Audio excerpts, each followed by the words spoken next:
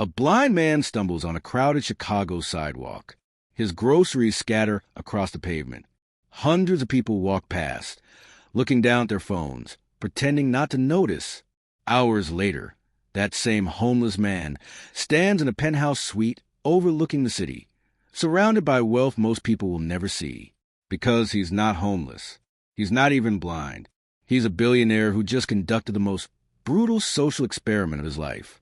What he discovered about human nature in those few hours will make you question everything you think you know about kindness, wealth, and what really makes someone rich. If you've ever felt invisible, you need to hear what happened next. Graham Vance didn't look like a man with problems. At 54, he'd built an empire that most entrepreneurs only dream about. 3 software companies, patents worth hundreds of millions, a net worth that placed him comfortably in the billionaire club. His penthouse in downtown Chicago had floor-to-ceiling windows offering views that cost more per month than most people's annual salary. But here's what money couldn't buy: genuine human connection. Graham had noticed a pattern years ago, but it had taken time for the full weight of it to sink in. When he walked into a room, people's faces changed, not with recognition of who he was as a person, but with calculation of what he was worth. Conversations felt transactional. Friendships felt conditional. Even casual interactions at coffee shops shifted the moment someone recognized him from a magazine cover or a news article. Respect, he discovered, wasn't about character anymore. It was about zeros in a bank account. He'd tested this theory in small ways over the years, wearing casual clothes to business meetings and watching how differently he was treated compared to when he wore expensive suits, mentioning his wealth versus keeping it quiet. The results were always the same. People saw his money before they saw him. It created a peculiar kind of loneliness, the kind where you're surrounded by people but completely alone, where every smile feels rehearsed and every compliment sounds hollow, where you start wondering if anyone would care about you if the billions disappeared tomorrow. His penthouse, with its marble floors and designer furniture, had become less of a home and more of a glass cage. Beautiful, isolated, suffocating. One autumn evening, staring out at the city lights, Graham asked himself a question that wouldn't let go. If I removed wealth from the equation entirely, would anyone still see me as human? Would anyone still offer basic decency? The question haunted him for weeks until he decided to find out, not through surveys or studies, but through the most direct test possible. He would become invisible. The transformation took less time than Graham expected. He stopped shaving for a week, letting his beard grow scraggly and unkempt. He pulled clothes from the back of his closet, old jeans with holes, a faded jacket he bought years ago for a camping trip he never took, boots that had seen better days. He purchased a white cane from a medical supply store and spent an afternoon learning how to use it convincingly. When he looked in the mirror, Graham Vance, the billionaire, had disappeared. In his place stood someone the world had learned to look past. On a Tuesday afternoon in late October, when the wind carried the smell of roasted chestnuts and fallen leaves, Graham stepped onto the busy streets of downtown Chicago, not from his penthouse, too risky that someone might recognize the building. Instead, he took a taxi to the Loop and started walking. The transformation wasn't just in how he looked. It was in how people stopped seeing him entirely. He deliberately stumbled near a crosswalk, white cane sweeping uncertainly across the sidewalk. A woman in a business suit glanced his way, made brief eye contact, then looked down at her phone and kept walking. A jogger swerved around him without breaking stride. A group of teenagers laughed at something on someone's screen, passing within inches without acknowledgement. At the bus stop on State Street, Graham staged his most direct test. He pretended to trip over an uneven section of pavement, letting his small bag of groceries, bread, apples, a carton of milk, tumble across the concrete. The bag split open. Items rolled in different directions. People stepped around him, over him, past him. A businessman in an expensive coat literally stepped over the rolling apples without pausing his phone conversation. A mother pulled her child away when the boys started to help, whispering something Graham couldn't hear. A delivery driver honked when Graham's cane accidentally tapped his truck tire. 15 minutes. That's how long Graham sat there, struggling to gather his scattered groceries, before anyone stopped. 15 minutes that felt like 15 hours. Have you ever been invisible to people? Or maybe you walked past someone who needed help because you were too busy, too distracted, too uncomfortable? Be honest in the comments. This is a judgment-free zone. Kayla Brooks was running late, which wasn't unusual these days. When you're homeless, time becomes both meaningless and precious. Meaningless because you have nowhere specific to be. Precious because every minute outside a shelter meant another minute exposed to weather, to danger, to the weight of strangers' stares. She was 21 years old and had been living out of a backpack for 7 months. The math was simple and brutal. Abusive home plus no family support plus expired foster care equals streets. She'd cycled through a few shelters, but beds filled up fast, and some nights she just slept in library alcoves or hospital waiting rooms, anywhere with security cameras and overhead lighting. But homelessness had taught Kayla something unexpected about humanity. When you have nothing, you see things differently. You notice the small kindnesses that people with full lives overlook. The barista who overfills your water cup without comment. The librarian who pretends not to notice you've been in the same chair for 6 hours. The stranger who makes eye contact and smiles instead of looking away. Those moments mattered. They were proof that decency existed even when the world felt designed to strip it away. That Tuesday afternoon, Kayla was walking from the public library to the shelter where she'd hopefully get a bed for the night. Her duffel bag, everything she owned compressed into 40 pounds of fabric and zipper, cut into her shoulder. She was tired, hungry, ready to just get indoors. Then she saw him, an older man, clearly blind, struggling at a bus stop, his groceries scattered everywhere, his white cane lying several feet away where it had fallen, people flowing around him like water around a stone, completely indifferent to his struggle. Kayla didn't think, didn't calculate whether she had time or energy to spare. She just stopped. Kayla set her duffel bag down on the sidewalk, that bag containing literally everything she had in the world, and rushed over. "Sir, let me help you," she said softly, not wanting to startle him. Graham looked up, maintaining his character. "Thank you. I'm sorry I can't seem to—" "It's okay. I've got it." Kayla moved quickly, gathering the scattered items. The apples had rolled under a bench. The bread was slightly crushed but salvageable. The milk carton had survived intact. She collected everything carefully, placing items back in his bag with gentle precision. "Here's your cane," she said, pressing it into his hand. "Can I help you cross the street? Where are you heading?" "Just across the park," Graham said, his throat tight with unexpected emotion. "But I don't want to trouble you." "No trouble," Kayla said simply, offering her arm. They walked together, Kayla guiding him carefully around obstacles, warning him about curbs and uneven pavement. As they crossed, she made small talk, not the forced kind, but genuine conversation.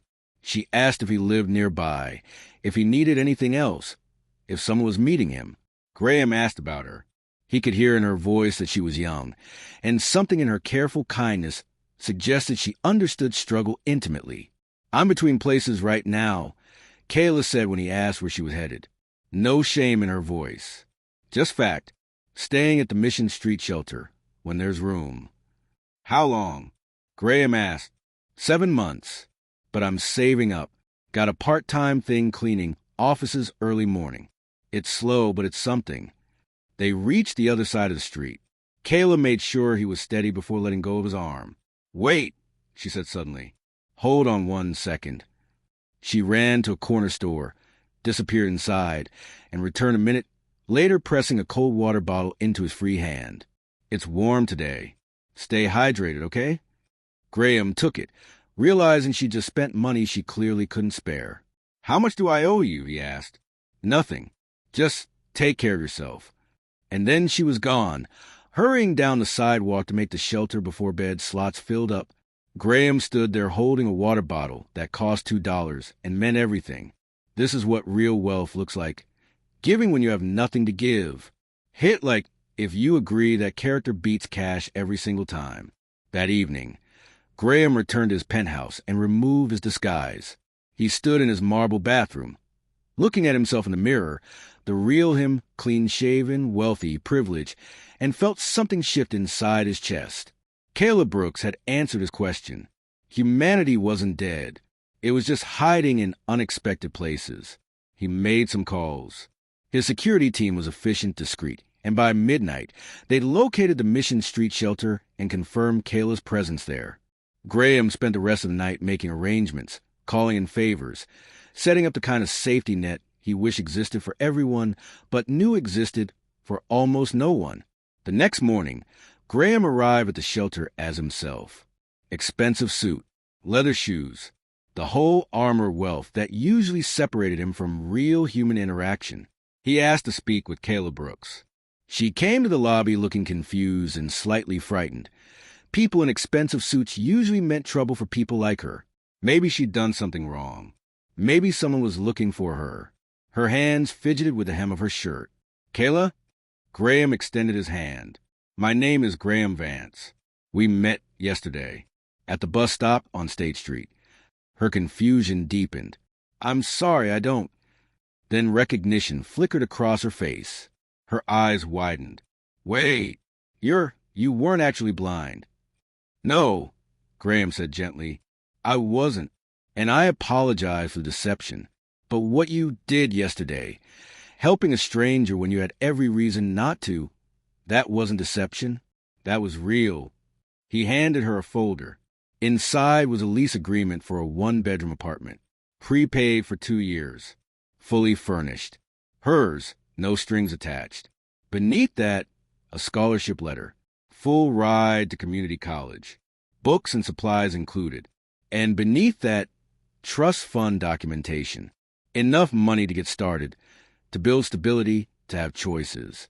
Kayla's hands shook as she flipped through the papers. Tears spilled down her cheeks, but she didn't make a sound. Why? She finally whispered. Because yesterday you spent your last $2 buying water for a homeless blind man, Graham said, his own voice thick. You gave me something I haven't received in years. Genuine kindness with no expectation of return. You saw a human being who needed help, and you helped.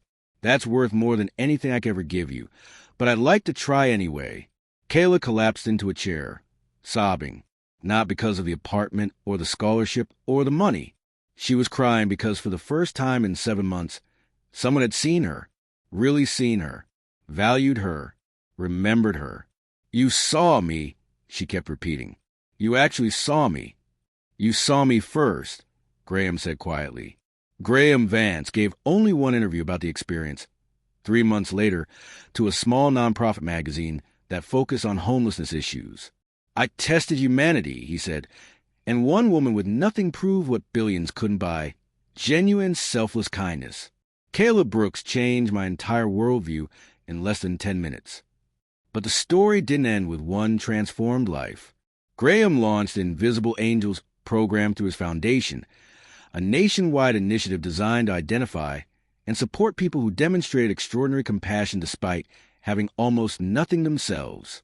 Kayla became the program's first ambassador and helped design its criteria. She enrolled in community college as a social work major. Her apartment, the one she thought was too good to be true, became a safe haven for other women fleeing domestic violence. She kept one room for herself and used the second bedroom as a rotating space for women who needed a few nights off the streets while waiting for shelter beds. Graham's companies underwent a cultural revolution. He restructured his leadership principles around character over credentials. He started measuring success not just in profit margins, but in how companies treated their most vulnerable employees. He became a vocal advocate for housing-first policies and living wages. The billionaire who felt imprisoned by wealth found freedom in giving it away with purpose. The homeless woman who'd felt invisible became the most seen person in her community. Both lives transformed by one autumn afternoon, when a scattered pile of groceries became an opportunity for decency. That bus stop on State Street now has a small plaque, where kindness costs nothing but means everything. Neither Graham nor Kayla wanted it, but the city insisted. Some moments deserve to be remembered. Here's what Graham and Kayla's story reveals about the world we built. We've created a society that sees wealth before humanity. That values bank accounts over character. That measures worth in dollars instead of decency. We become so good at looking that we've forgotten how to see. Graham had billions and felt invisible. Kayla had nothing and saw everything. Think about that paradox. A man with every material advantage felt unseen. A woman with no advantages at all was the only one who stopped to look. Compassion doesn't require resources. It requires recognition. It requires the willingness to be inconvenienced, to be late, to set down your own burden, to help someone carry theirs. Every day, we pass opportunities to be decent. We see them, broken down cars, dropped groceries, people asking for help, and we make split-second calculations. Do I have time? Is it safe? Will it matter? And usually we keep walking. But those moments matter more than we realize. They matter to the person being helped, obviously, but they also matter to us. Every time we choose convenience over compassion, we become a little less human. Every time we choose to see rather than look past, we become a little more whole. Graham's experiment was a mirror for all of us. How many Kaylas do we walk past daily? How many people do we render invisible because helping them would be uncomfortable or complicated or slow? The uncomfortable truth is this. Kayla was extraordinary not because she did something impossible, but because she did something simple that almost nobody else did. She stopped. She saw. She helped. That should be ordinary. Instead, it's rare enough to be remarkable. Challenge for this week. Notice someone invisible. Someone others walk past. And see them. Really see them. Then come back and tell me what happened in the comments below. Let's prove that Kayla isn't alone. That compassion still exists if we're willing to act on it. If this story changed how you see wealth, worth, and kindness, subscribe for more true stories that restore your faith in humanity.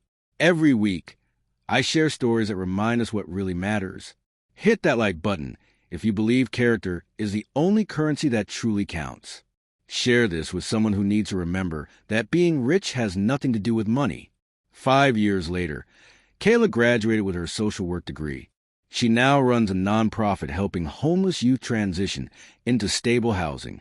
Graham sits on her board and still shows up to volunteer events, usually in old jeans and a worn jacket. They meet for coffee once a month at a cafe near that bus stop on State Street. Sometimes Graham jokes that those scattered apples were the best investment he ever made. Kayla always corrects him.